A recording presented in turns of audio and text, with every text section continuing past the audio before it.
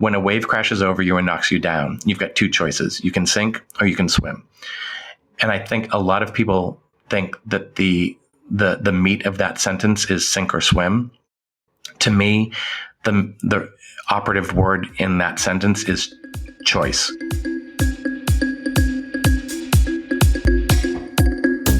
Welcome to the Strokecast. A Generation X stroke survivor explores rehab, recovery, the frontiers of neuroscience, and how to peel a banana with one hand.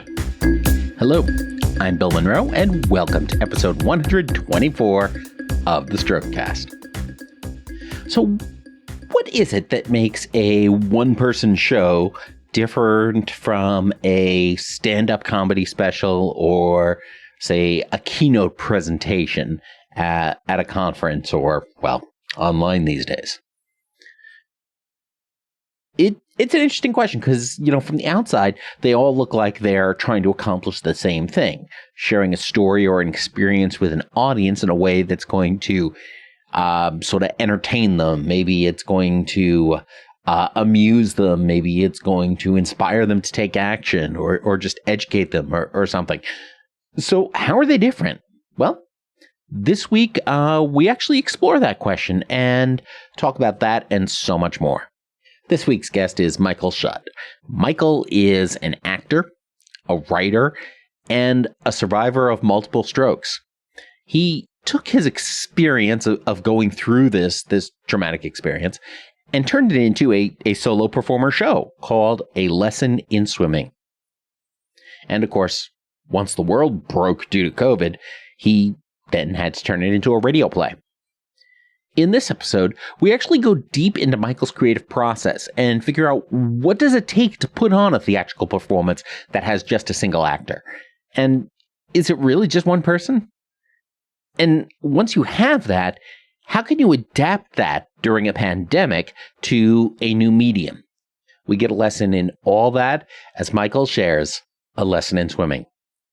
So now, let's meet Michael Schutt. So, Michael, welcome to the Strokecast this week. I'm glad we're able to connect here. Thank you so much for having me. I'm really glad to be here. And this is another awesome thing about our community is that we actually connected through Joe Borges over at the Neuro Nerds.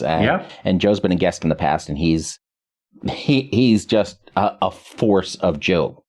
I love Joe. Joe and I, we met on Instagram by following like the hashtag stroke survivor or something. And we started talking, and then we realized that his girlfriend gets her hair done a few blocks from my house, and they live about an hour away. So she drives in once a month or so to get her hair done. Whenever she does, he comes with her, and he and I go and have lunch or go have coffee. And there was one day we realized we'd been sitting in the coffee shop talking, and we were like, oh my God, it's been 4 hours. we should go check on Felice. Well, and that sounds about right, because let me tell you, Felice has some epic hair. She sure does. It's beautiful. So I guess let's start off with then. Sure. What is A Lesson in Swimming? Well, right now, A Lesson in Swimming is a radio play that's adapted from my solo show, A Lesson in Swimming, which is the story of my strokes and my post-stroke journey. And as I like to describe it in my promo material, the play takes you on a deep dive into my brain as it breaks, and then invites the audience to experience how deep the cracks really go. Yeah, it's my solo show about my strokes. So I mean, why did you decide to create it? Well, it's funny. The decision to create the show was sort of an evolution. It wasn't like I had the stroke and I thought, oh, I should write a show about this. Although I did have a lot of people say that to me when I was in the hospital. They're like, are you writing these things down? You should turn this into a show. And I was like, no. One day I was in the hospital, and I realized that no one, like not my friends, not my family, sometimes not even my doctors, understood what was going on with me and understood what was going on with my brain. And I read once a long time ago that a writer writes when they have a burning question that needs to be answered.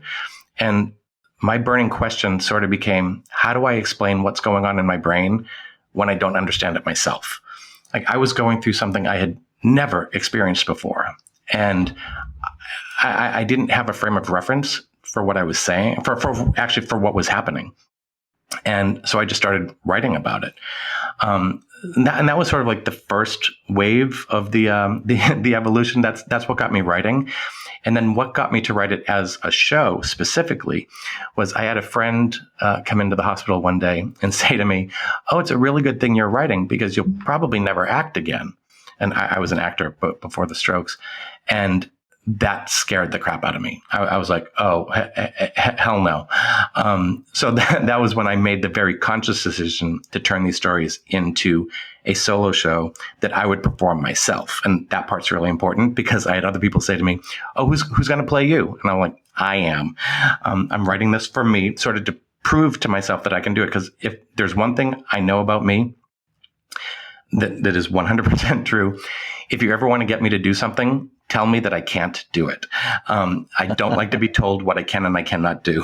So when she told me that I would probably never act again, I literally set out on a mission to prove her wrong. So that's literally how the show came about. And through sheer stubbornness. Through sheer stubbornness, exactly, exactly. Well, there's a lot to unpack in there. First of all, I think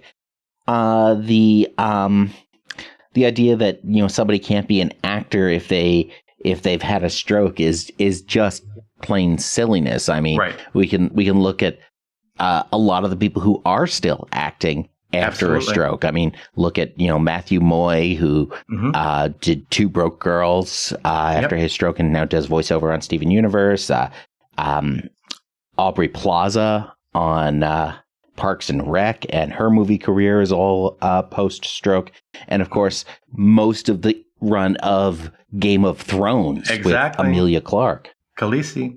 The other thing that I think is really interesting there is you talked about not having the frame of reference to be able to understand the things that were happening. And that almost sounds like it is one of the things that's most helpful for actually telling a story like this, because your doctors, they know what's physically happening in the brain, but they don't necessarily know what's happening with your particular brain. And starting without the frame of reference means you start with no preconceived notions that can taint your experience. Yeah. Well, on top of the fact that I also had aphasia, so I not only could I not form the words, I couldn't, even if I could form the words, I couldn't find the words because I didn't know what I was experiencing. So I was like, how do I explain this? And people didn't get it. I had friends come in and say to me "Oh, when are you going back to work?" I'm like, I can't move my leg yet. Can we take this step by step? And I was like, how do they not get it? What are they not getting? And I was like, how do I explain it? So that's literally why I started writing. And that's a great example of finding that path. Well, and ironically, the writing actually ended up being very, what's the word? Rehabilitative, I guess. It was, someone asked me once how my brain injury affected my writing. And I said, I'd kind of flip that and say that my writing affected my brain injury in terms of it brought back memory. As I was writing things, things would start coming out of my pen, literally, that I was like, oh, I totally forgot about that. Because I'd lost a lot of my memory, and things would start coming back as I was writing them. But probably most importantly was my left hand. I had lost use of my left hand, so I was writing with my pen, with my right hand. And then one day I was like, no, I'm going to type with both hands. And I had to physically with my right hand, take my left fingers and move them onto the keys. And I would type for maybe 5 minutes a day, and I would be exhausted and be worn out. And then I'd do it again the next day. And then I'd do it again the next day. And then I'd build up to 10 minutes and then build up to 15 minutes. And I wrote every day for 2 years. And by the end of a year and a half, my fingers were flying and with both hands completely in sync. And that was all just with PT, it's all repetition. And this was just one of the things I chose. One of the ways I chose to incorporate creativity and PT at the same time. Well, that's great to be able to combine them like that. That actually sort of mirrors the therapeutic approach that my OTs did with me in Inpatient, where they would actually sort of tape their left hand to my left hand to move my fingers by moving theirs. Oh, wow. That's awesome. I never did that. That's awesome. Yeah, it was, it's so interesting to see those kinds of approaches. Because again, even if you can't control the limb deliberately, Yeah. but by making the limb still do those actions, it can absolutely help. Yeah, I remember when I was laying in the hospital bed, I had the the button on the side of the bed that would raise and lower it, and I lost use of my left side, and the button was on my right side, and I would have to like sort of twist myself to use my right thumb to push the button, and it like I'd always like pinch my neck or something, and then I was like, no, I'm going to use my left hand, and I forced myself, but I had to start by like picking the arm up and pulling it across my body and putting it there and pushing the button. And after doing that for over and over and over again, I finally started to do it on its own. Yeah, it's a lot of really stubborn willpower and repetition, and you just got to find the grit to do it. Yeah, it's you got to grind through it. Yep, exactly. So you transitioned your one-man show into the radio drama as a result of COVID-19 breaking the world, obviously. Exactly. So, but I want to talk about the medium a little bit. The idea of a one-man show, or a one-woman show, or a one NB show has sort of become it's sort of the sitcom trope of the kind of thing you subject your friends to. And How I Met Your Mother had a whole thing about it. It was pretty they all have Friends did it, and Will and Grace did it. That's right. I probably would have preferred the Button Factory tour to that one. But I mean, what makes a one-person show different from, say, a keynote speech or a stand-up set? And that's a really good question. And I think that if you had 20 different solo artists on your show right now and you asked us all the same question, you'd probably get at least 25 different answers. I think like it's funny because like solo performance is literally the original art form. Like it's storytelling. It's where theater started, was just someone telling a story. And it takes so many different forms now. Like there are solo shows that are, performance art, or there are some that are pure storytelling. There are some that are cabaret. It's all still solo performance. But so I can't speak for the whole art form. And I can't speak for every solo artist. I can only sort of speak for me. Where mine differs is that my background is in theater, and specifically, I was part of a theater company for many, many years. Their mission was they just developed new work. So we only ever did new plays. So that's where my background is. And I wanted to develop this as a play. I had done a lot of storytelling nights, and that's where a lot of the stories in the show came from. They came from me doing these like little 7 to 8 minute stories, and I turned them into scenes. But I really, really wanted this to be a play, and I wanted it to have a lot of theatrical magic in it. I was like, one of the things with a stroke is like your senses get really affected, or I shouldn't say my senses got really affected. Like I dealt with a lot of flooding where like, like the lights got brighter, or seemed brighter. The sound seemed really loud. I could smell things and like nobody's business. And I sort of wanted that to be in the show somehow. So I wanted these moments where that would take the audience by surprise theatrically and take them to a different place. So that's I don't know if I'm answering the question, but that's sort of the difference from me from like just a stand-up or a keynote speech is, my story, it's a play. It has a beginning, a middle, and end. It has a full cast of characters. The only difference is I'm the only actor playing all the characters. And it sounds like what you're doing is you're then able to use the physical facility of the theater to create a more immersive event by sort of using additional effects, from lighting to sound to things like that you don't do in a regular set or something like that. Exactly. And that's something that, well, we haven't fully gotten to do yet because we were scheduled to open the show on May 9th. And we had our very first table read with the producers, the director, the stage manager, all the designers. We're sitting around the table, read through the script, everyone really excited. And then 2 hours later, we got notification that California was going into lockdown and that public spaces were closing. So we didn't get to do the show, but we did a workshop of it back in August of 2019, where we sort of took all the stories that I had and we decided to see if we could make this into a play and what we could do. And that's when we added lights and sound. And my lighting designer, Avery Reagan, and sound designer, John Zalewski, just did such a stunning job in such a short amount of time, a tiny budget, tiny theater. And like Avery had to work with lights that were already hung. Like she didn't even get to hang her own lights, but she made everything work. And there are a couple moments in that workshop even that are like still take my breath away just from what they did. And I was like, oh, and this is just the workshop. Like we haven't even like gotten onto a real stage yet. Like this is amazing. So when we adapted it for the radio play, I didn't want to, not only did I not want to lose any of that, but I sort of wanted to take advantage of the fact that, we weren't in a theater, and I wanted to make the play, I wanted the play to take place in the audience's ears, as opposed to them sitting and watching a show.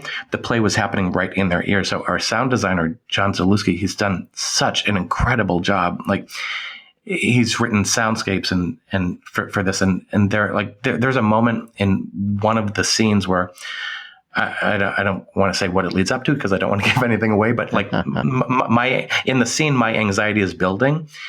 And you can hear it in my voice, but also like you realize when I'm listening to it, he's layered in this music that builds, but he's also layered in like a thumping that mimics my heartbeat. And like you wouldn't know it if you weren't looking for it. But all of a sudden I realized my heart was beating along with that and it started racing. And I was like, and as I was listening to it, I was like, oh my God, I'm actually reliving this moment. Like, and I don't know if I want to right now, but, yeah, it's been an incredible process, to seeing what we can create. And I don't know how many other people are out there like me, but with my stroke, I lost most of my vision. So when I go see a show now, I miss half of it. But I can hear it. And so by making this into a radio show, like the people listening to it get the full experience without actually physically having to be in the theater. That's what we've tried to do anyway. Wow. And, and there's one of the things I like about the podcast medium is obviously related to the audio, drama medium, is that they're both very intimate media. Yeah. In that you've got those typically listening on headphones, you've got those earbuds in your ear, and it's the only socially acceptable way for me to go up to complete strangers and just start talking directly into their ears.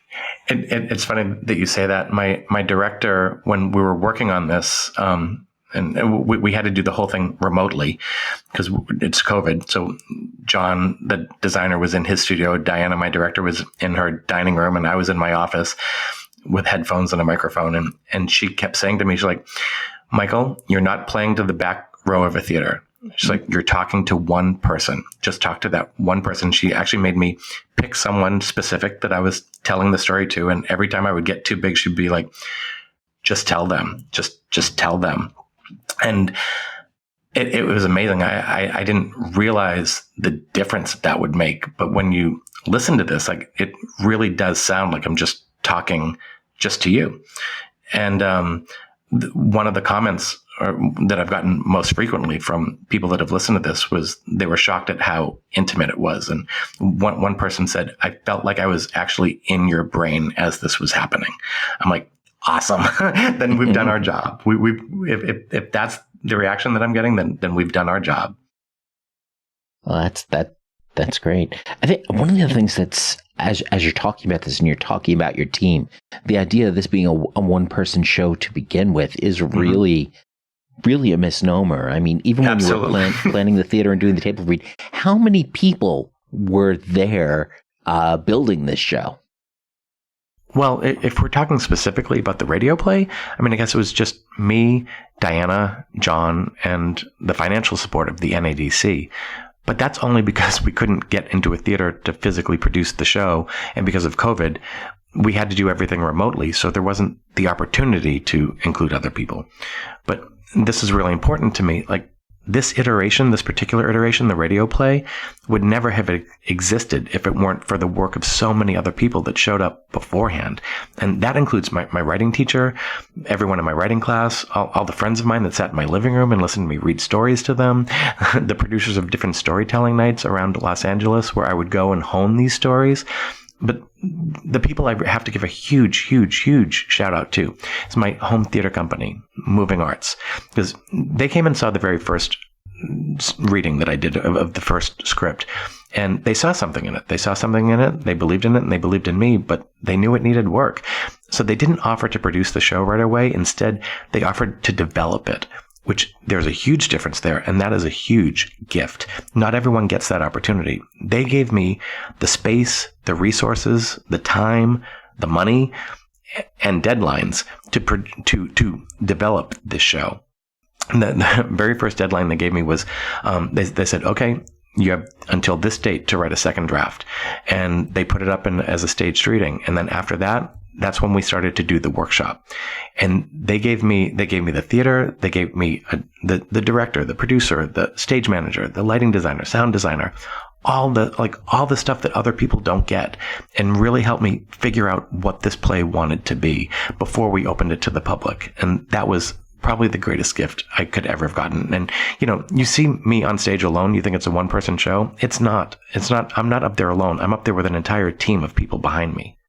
It's funny. Yeah, people say solo show, but there's no way. You do not do this alone. This started all the way back with, I took some writing workshops and writing classes to develop the material. And so I consider everyone that was in those workshops giving me feedback, part of the process. My teacher, Terry Silverman, she teaches a solo show masterclass, which I ended up taking. And the people that were in that class, everyone contributed to it. But when it came to the actual workshopping it, Diana Wyan, who's my director, she was also my dramaturg. She and I sat, I want to say at least 3, maybe 4 weeks, 5 days a week at my dining room table. Okay, just a second here. Sure. What the heck is a dramaturg? Oh, a dramaturg is basically for novelists, you'd have an editor. For theater, you have a dramaturg, someone who goes through the script and sort of breaks it down and make sure that you're sticking to your theme and telling the story clearly. And so we would literally sit at the table and pick the entire thing apart and then put it back together again. And she just asked me question after question after question after question, what does this character want? Why is this character in here? What is this scene about? Just really dug in and helped me figure out what the play wanted to be. I did a public reading of the very first draft of it, and that was just me. That was my first attempt. After doing all these storytelling nights, I strung a whole bunch of these stories together, and this reading went on for over 2 hours. And I was like, I think I need to pull some of this back. And so what she really helped me do was chip away at what wasn't the story, if that makes any sense. I had a lot of stuff in there. I have it when I write, I have a tendency to overwrite, which is great because then I find stuff. But then you have to chip away at it and go, okay, what is really the story? And I literally arced out the story with Joseph Campbell's The Hero's Journey.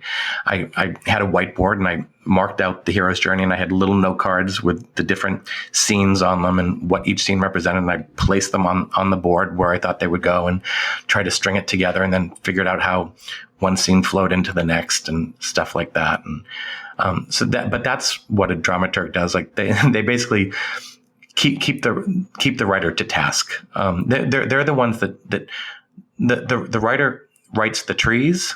The dramaturg helps see the forest through the trees, if that makes any sense. Okay. and the dramaturge then helps with the pruning of the tree. Exactly. Exactly. That's probably a much more accurate description.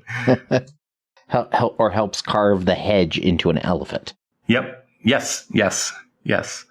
Cool. I mean, the first time I actually heard that term was fairly recently while watching reruns of Law & Order Criminal Intent. Oh, funny. In a story about a play of Icarus based on news of the day around the Spider-Man Into Darkness or Into the Night or whatever that play was. Oh, yeah. Oh, that's awesome. I never saw that episode. So, as you've transitioned it now into this fully produced audio play, I mean, obviously we've talked a little bit about having you undoing your training of speaking to the back of the house to speaking to one person. Mm-hmm. How has this transition in media also impacted the content of the show? Oh, that's a really good question. Well, there are a few things that we've discovered since we've released it that I was like, ooh, that doesn't work because you can't see it. My mom is my biggest fan and biggest critic at the same time. She called me after listening to one of the episodes and said, there was one thing I didn't understand. And she told me what it was. And I was like, oh yeah, because you can't see it. Like on stage, you see what I'm doing. And I think it's really clear, but in the telling of it, you don't see the physical action. And I think we did a pretty good job of catching most of those. Like we went through and took another pass of the script before we decided to record it, and we rehearsed it for I don't know, I think 3 weeks or something online, like virtually, before we actually started recording. So we caught a lot of those things and had to adapt. But there's still a couple that fell through the cracks. Like there's a moment when I'm in the car when I'm having my second stroke, and I refer to freckles on the back of a hand. And that was my mother said, I didn't understand whose hand that was. And I was like, oh yeah, because in the show you see it. you see whose hand it is, because I never say it. I don't ever say it. And I was like, okay, well, I hope that reads, but yeah, there are a few things like that might have slipped through the cracks. Well, I think the other interesting thing there too is when we talk about the process here, not only are you having to make those changes and those adjustments as you, which really is not all that unrelated to the changes we have to make in our lives as we are suddenly thrust into this world as people with disabilities. Absolutely. And that things you never thought about before, now you have to go ahead and think about sort of what happens when you're changing media there. Yep. But you're also rehearsing this, as you said, for 3 weeks before actually going into a studio and recording. This is not the kind of thing where you just sort of show up at your virtual studio with a script and just go. Oh, no, not at all. I mean, it's funny. There are sort of two parts to this that I want to address. Like, first of all, the whole adaptation thing. Like, you know, we after our strokes, we adapt to our new world, basically. And that's sort of what happened with this and with COVID. Like all of a sudden COVID came in and we couldn't get into the theater. So we had to adapt. And I was like, how do I still get this story out there? I was like, okay, I guess we'll make it a radio play and get it out there. And I feel like I've become really good at pivoting and adapting over the last few years. And this was just sort of one more example of how that happens. And then the second thing, I've completely lost my train of thought. What were we just talking about? We were talking about the weeks of prep that go into the rehearsals that go into this, but instead you're not just showing up to record with a script in front of you and reading. No, one of the things, Diana was actually the one that suggested doing this as a radio play. And when she first did, I didn't quite get it. I was like, is it just going to be me reading the script? And that's when we talked a lot about what we were going to do with the sound and stuff like that, and to make it a full theatrical experience. But yeah, I had no interest in just standing at a microphone and reading the script. But these scenes are so intricate. There's one scene where I play 5 different people at the same time, having overlapping conversation. And like, you can't just wing that. You can't just show up and wing that. Like I had to have. And that's something you can't do in a one-person show in a theater either. Well, no, I did do it in the one-person show. Yeah, it's funny. It's one of my favorite scenes in the show is, and I do it all without like changing anything. Like there's the old trope of like every time you play a different character, they put on a new costume piece or something like that. I was like, well, this you can't do it with this. Like it's 5 people talking at the same time, and I literally like boom, boom, boom, boom, boom, go through it because it's a farce scene that happens in the hospital, and I need it to be. For lack of a better term, faster and funnier. It needs to be quick and it needs to be funny because it leads up to one of the most horrifying moments in the story. Sure. Or not horrifying, but one of the scariest moments in the story. So it's a way of that I sort of catch the audience off guard by making them really laugh out loud, and then all of a sudden, boom, we're in something very different. But yeah, that takes a lot of very specific work, like very, very specific, detailed work. You can't just you can't wing that, or it'll just be sloppy. So, I mean, obviously, this was a huge process to create the whole thing to begin with, to have the team there for the theater, and then to have to go ahead and bring on a new team, some of the same people, but different skill sets to transform it into the radio play. And one of the things that made the big difference in making this happen was your grant from the National Arts and Disability Center. Yes. So how did you get connected with that organization to begin with? It was actually my director, Diana. She also has an invisible disability, and she had applied for the grant previously. And so she got notification that the grant was coming up again. And that's when she was like, Michael, you should apply for this, and this is what we should do with it. And I was like, oh, okay. Because this year's grant specifically, because of COVID, had to be things that could be, that they would only fund things that you could sort of prove could be done safely, like without interacting with other people. So, because they don't want anything from this grant going ahead and causing more people to develop disabilities. Exactly. So that's why we, set up a recording studio in my office and did everything. Like John was in his studio, I was in my office, and Diana was in her living room. We never once in this entire process were the 3 of us ever in the same room. But there was many times it felt like we were, because we were all on headphones and microphones and talking to each other. But it is amazing to me what was able to be done. I couldn't do any of it. All I had to do was show up and and do my part. Like I could not have done any of the technical stuff. I don't that. That's beyond me. Yeah, it was all thanks to this grant. That I never would have even applied for if it hadn't been for Diana. So how would you describe the sort of the mission of this grant organization? Their mission is, if I'm remembering this correctly, their specific mission is to promote inclusion of audiences and artists with disabilities into all facets of the arts community. So I don't want to speak for them, but sure. They have provided me, like I can speak for me, they provided me an opportunity to not only tell my story, but to get it out to the people that need to hear it.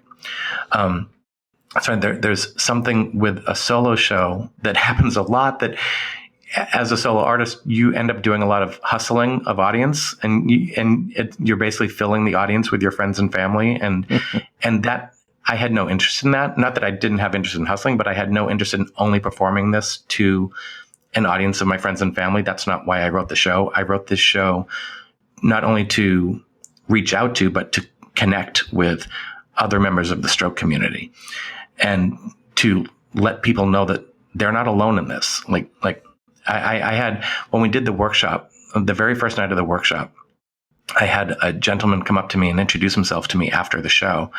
And he shook my hand, and he introduced himself as a 3-time stroke survivor, and looked at me, and I'm going to cry saying this. He said, "I just want to thank you for telling our story." And that wrecked me, like in a great way. Like I was like, oh my God, like that's why I did this. Like I wanted to promote visibility. I wanted to raise awareness for strokes. Like I say in the show, like I didn't even know what a stroke was when I had it. I didn't know I was having one because I didn't know what it was. And I want to raise awareness in case someone else has one. And then they go, oh, I know what's happening. But I also want to raise awareness for stroke survivors. Like at the risk of sounding, crass or whatever, having a stroke is easy. Surviving it is hard. Like it's the stroke isn't the hard part. It's what comes after that's the challenge. And there are people that no one gets that until you go through it. I certainly didn't. I can't be upset that people didn't get it about me because I wouldn't have gotten it about anyone else. But now hopefully I'm putting the story out there and people might get a little more and maybe create a little bit of empathy for people that are going through something like this. I don't want people to feel sorry for me. I just want them to understand, like, I have a line in the show where I say, I don't have the same brain that I spent 49 years developing. I make mistakes, and I need a break every now and then. But yeah, no, I think that's a great point. And, that doesn't come across to me as crass when you say having a stroke is easy. I mean, none of us made the decision to go ahead and have a stroke. It just happened. Yep. The tough choices are, okay, this happened. What do I do now? And I think longtime listeners will have remembered when we talked with Maggie Whittam a while back, and the project she's working on is called The Great Now What? Yeah. And that's what we face in this new world. It's like, okay, you've had a stroke. Now what? What are you going to do with that? Well, it's funny. I love that you've used the word choice because that's actually the whole crux of my show is like the titular lesson in swimming, if you will, is it's from a swimming lesson that when my dad was teaching me how to swim when I was a kid and I got pummeled by a wave. And he says, when a wave crashes over you and knocks you down, you've got two choices. You can sink or you can swim. And I think a lot of people think that the meat of that sentence is sink or swim. To me, the operative word in that sentence is choice. You've got a choice. Like we couldn't control having a stroke, but we can control how we respond to having one. Or we can make a choice, and that's sort of what this whole show is about. Is choosing. I have another line in the show where I say, I refuse to let the stroke define me. Instead, I choose to use the stroke as an opportunity to redefine myself. And it's all about making that choice. And that's an ability we all have. So folks should definitely be checking out the show, A Lesson in Swimming. And they'll get a lot more details about your story when they listen to that, to the radio drama we're just using that as the name for the genre. You can actually listen to it online. You don't need to find a radio. Right. But let's talk a little bit. Obviously, like I say, a lot more details in the show. But let's talk a little bit about your particular stroke story. Sure. As it is. So, I mean, what was your life like leading up to your first stroke? Well, like I said earlier, I've been a professional actor for 30 years, but I was part of a theater company where I was a director. I was a producer. I was in the process. I had founded and was running a new play development program for playwrights where we spent 9 months developing their plays from the ground up.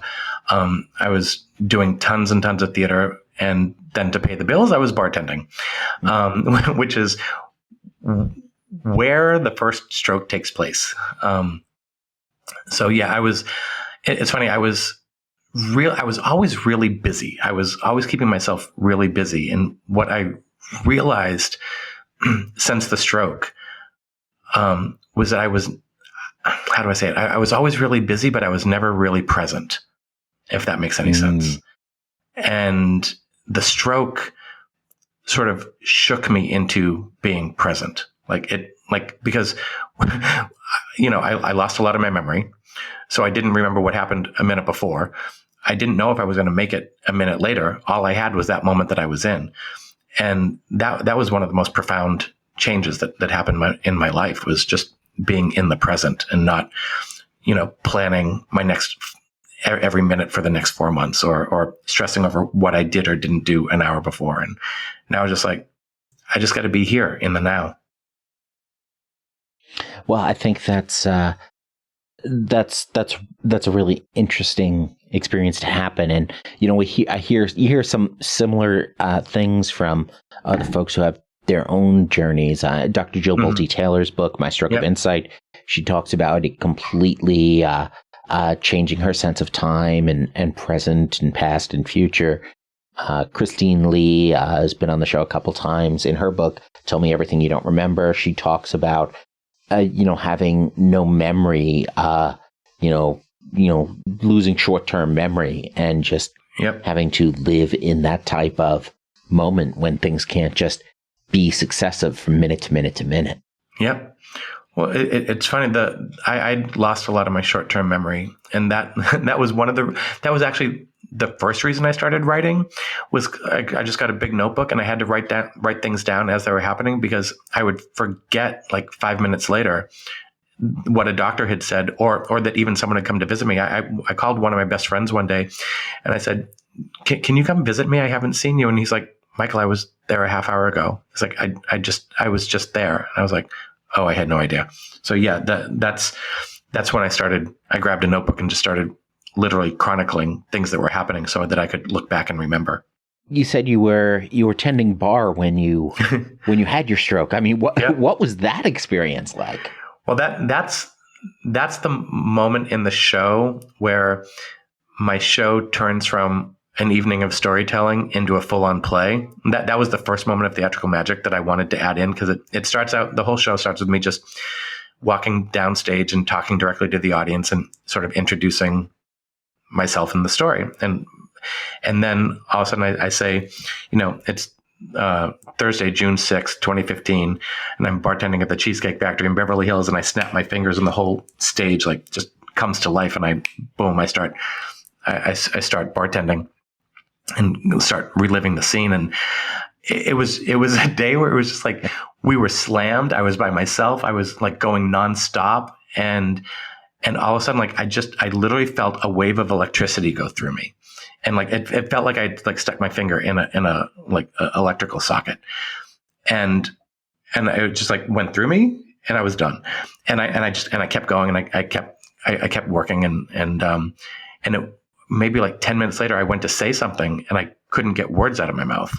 And I didn't know what, I was like, what is going on? And one of the girls that I work with, like, literally said to me, she goes, Michael, what's wrong with you? And I'm a little bit of a smartass, not a little bit. I'm a huge smartass. And I said, and I literally went, I don't know, maybe I'm having a stroke. And her response was, oh my God, you're so dramatic. and I was like, yeah, I know. And I just like went back to what I was doing. And there's in the show, I sort of chronicle a series of red flags or things that should have been red flags to me.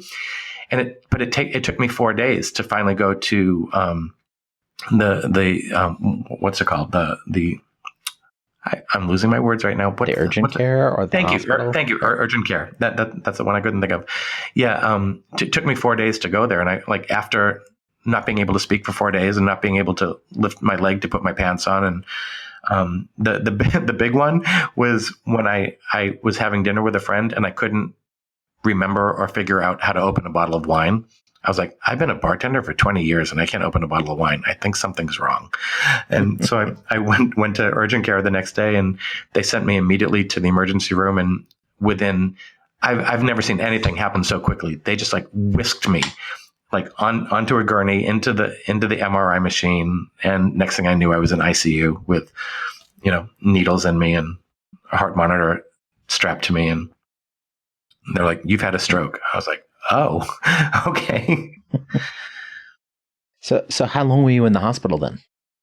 Well, because I've had 3 strokes. So that one, the first one, I if I remember correctly, I think I was in there for like a week or two. it was the second one that was sort of my big stroke. Like that's the one I called the big one. And that one I went in, I had the stroke on September 16th, 2015. And I finally got out of the hospital November 17th. So I was in there for 2 full months. But that included brain surgery and rehab. Hey folks, sorry to interrupt. I did just want to say, if you happen to be listening out loud near, say, an iPhone or an iPad, you might want to turn that off for now, because we are about to tell a story that might invoke Apple's lovely personal assistant. So what kind of stroke was it, or what caused it? Well, that's the funny thing. And no one ever told me with the first one. Like I was in the hospital and then I got released and I got home and I realized I didn't even know what kind of stroke I had or what caused it. That, the second one was clearly an ischemic stroke. I get the first one was too. They just never told me that. So yeah, they were both ischemic. So for my second one, because I had the first one and because the stroke education team in the few days that I was in the hospital came down and drilled into me, like, if anything, like they went through the whole FAST thing, face, arm, speech, time to call 911. And they're like, if this ever happens again, do not pass go, just like go directly to the emergency room and do not drive yourself. Just call 911 and tell them you're having a stroke. And they impress that upon me so much so that when I had my second one, even though it was one of the most terrifying moments in my life, because I did like everything, it was so much bigger and so much different than my first one. This one, like, I lost all my vision, but like I had, I could see sounds and hear colors. Synesthesia, I think it's called. Like my world completely changed right in front of me. And I was at the gym and I was on my way to the car as it happened. I was like, I just have to get to the car. I have to get to the car. I have to get to the car. And I got to the car and I pulled my phone up to dial and I couldn't see the phone to dial. And I have this moment in the show where I say, that's when a very strong, clear voice from some deep, dark corner of my currently crumbling brain yelled out to me, use Siri to call 911. And that's what I did. I used Siri and I was just like, Siri, call 911. And they got me to the paramedics found me. They found me by the GPS on my phone. If that phone saved my life. Wow. They tracked my GPS on the phone. They figured out where I was, because at that point I didn't know where I was. I didn't know what state I was in, let alone what street I was on. And they tracked me by the GPS, and they stayed. The 911 dispatcher stayed on the phone with me the whole time until they got there. And he said, when you hear the sirens and see the lights, turn on your hazard signals, and that's how the paramedics will identify which car you're in. So that's what I did. Wow. So when you've been performing it and workshopping the play, how many people's iPhones went ahead and called 911 when you tell that story? It's funny. I purposefully, because I've done that. I did that story first as a storytelling night, where I stood up and I told the story, and I started by saying, I need everyone to make sure your phones are not just on silent, but you need to turn them off for this story, and you'll realize why soon. And so far, knock wood, it has not happened yet. We make a little curtain speech before the show where we say that we don't tell them why. We just say they have to be turned off. Yeah, and I'm going to do a little bit of editing in this episode for that. Sure, of course. So you've mentioned your vision and some word finding. What other deficits are you living with today, or have you pretty much gotten full limb control back and all of that other stuff? Well, I wouldn't say I have full limb control back. My left side is still, I would say, slightly less responsive than my right. I can walk. I walk with a cane, but the cane is not for strength. it's more because of my vision. I can't see I have what they call homonymous hemonopsia. So I've lost peripheral vision in both my lower peripheral field as well as my left peripheral field. So all I can see is what's in the upper right-hand quadrant.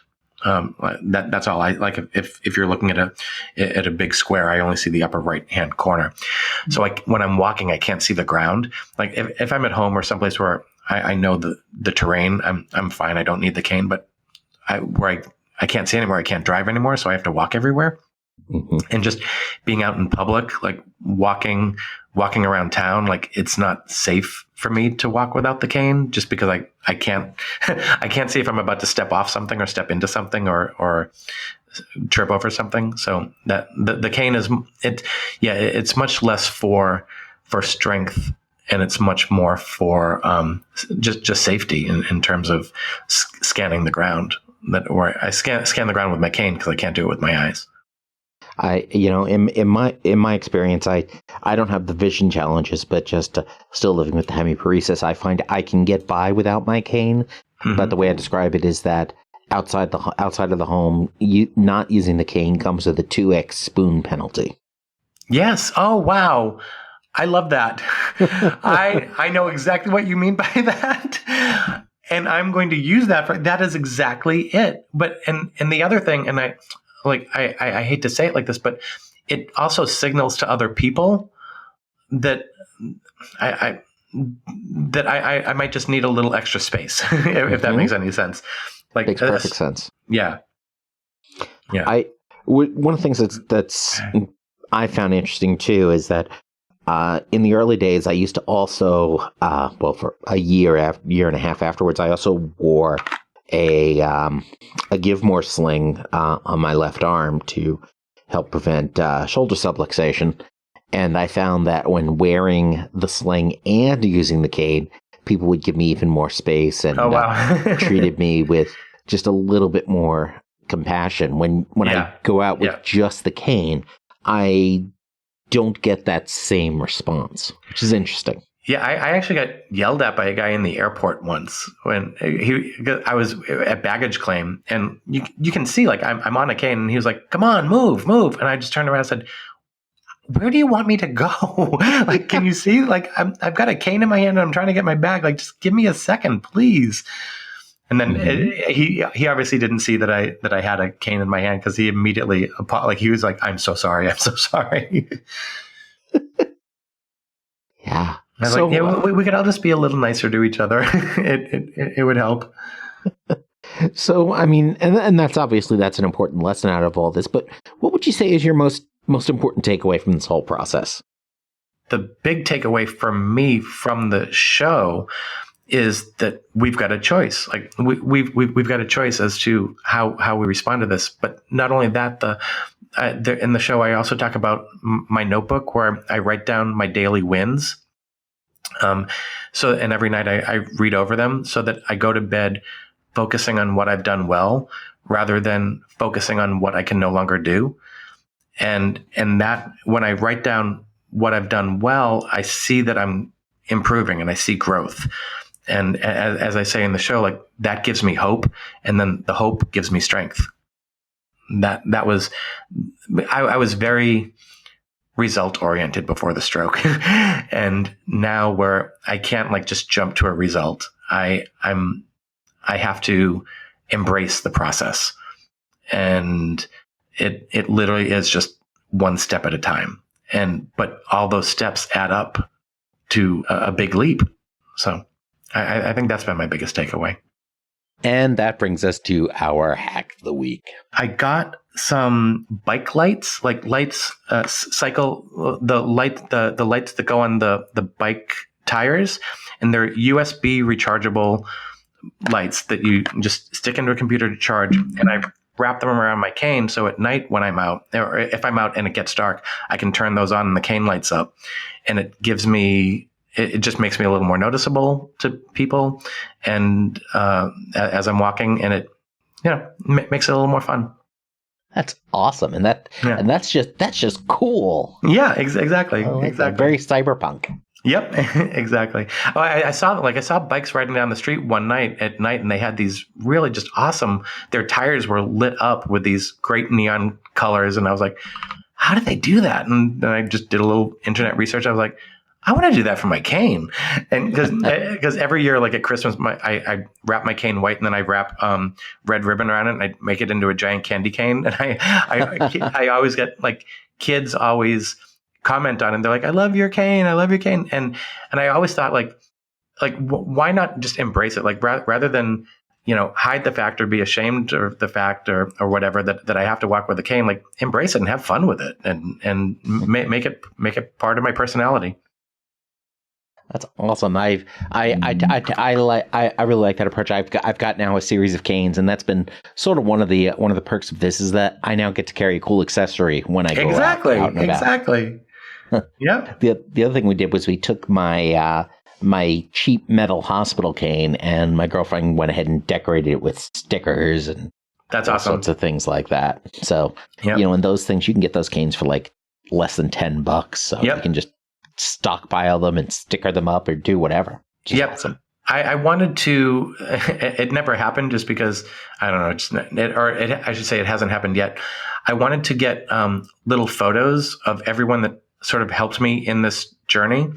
And I don't know if you remember back in the 70s, we had this thing called Mod Podge, which was where you put something on and it's like a glue that dries clear. You brush it over something.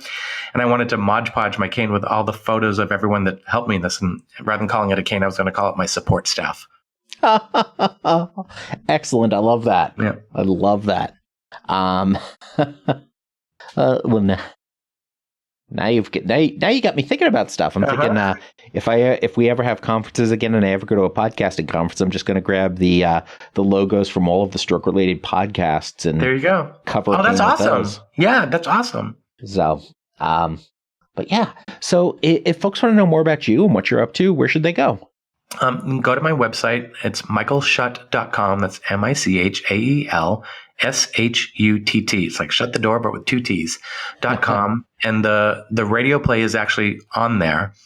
You can, I think there's a drop down menu and just go to A Lesson in Swimming radio play.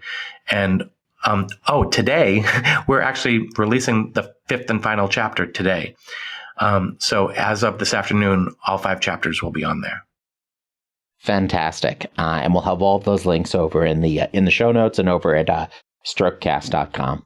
So Michael, this has been fantastic. I'm glad could connect. I watched the video of the show.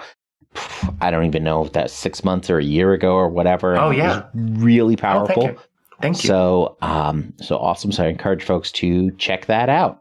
And thanks so much for joining us. Thanks so much for having me. This has been awesome. Thank you. Now, I hope you get the opportunity to meet Michael like I did.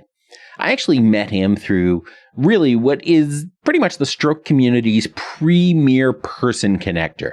And that's of course, Joe Borges of the NeuroNerds. The network that this man has built is sort of a tribute to both the power of social media and to his own drive to connect with and really help as many survivors as he possibly can as he builds his community of brain buddies. Of course, Joe was also a guest on a past episode of the Strokecast, and you can listen to that conversation over at strokecast.com/neuronerds, or just visit the show notes for this episode to find that link. Now, back to Michael. I actually got to see a recording of Michael's theatrical show last year, and it was pretty impressive. Poignant and touching and funny and intense and just all of those things. The thing about a one-man or a one-woman show, though, is that it's not a one-person thing. There's just this huge fleet of talented people all bringing their expertise together to create an entire experience for the audience to tell a story. And in a radio play, it's the same thing. I mean, there may be one actor, but there's also the director and the dramaturg and the audio engineer and editors and producers and sound designers and more. And they all make a difference in the result. And I also get that added perk of learning just what a dramaturg is. Now, you can hear all of that in Michael Schutt's A Lesson in Swimming, and his audio drama is available over at michaelschutt.com. And again, you'll find links to that over at strokecast.com/A Lesson in Swimming. In, of course, other stroke news, the University of Washington Hospital Network here in the Seattle area is now offering an online support group. And if you'd like to join, or if you're looking for another stroke group or community to meet with, that is definitely got a variety of people that are part of it, they welcome folks from outside the Seattle area as well. So if you want a virtual group for the Puget Sound region and beyond, check it out. You'll find the link to more information about that, as well as the next meeting, in the show notes over at strokecast.com/A Lesson in Swimming. So be sure to check out those show notes at strokecast.com/A Lesson in Swimming to find Michael's audio drama, the UW Stroke Support Group, and much more. Be sure to follow or subscribe to Strokecast in your favorite podcast app so you never miss an episode. And of course, as always, don't get best. Get better. Thanks a lot. I'm Bill Monroe, and I'll talk to you soon.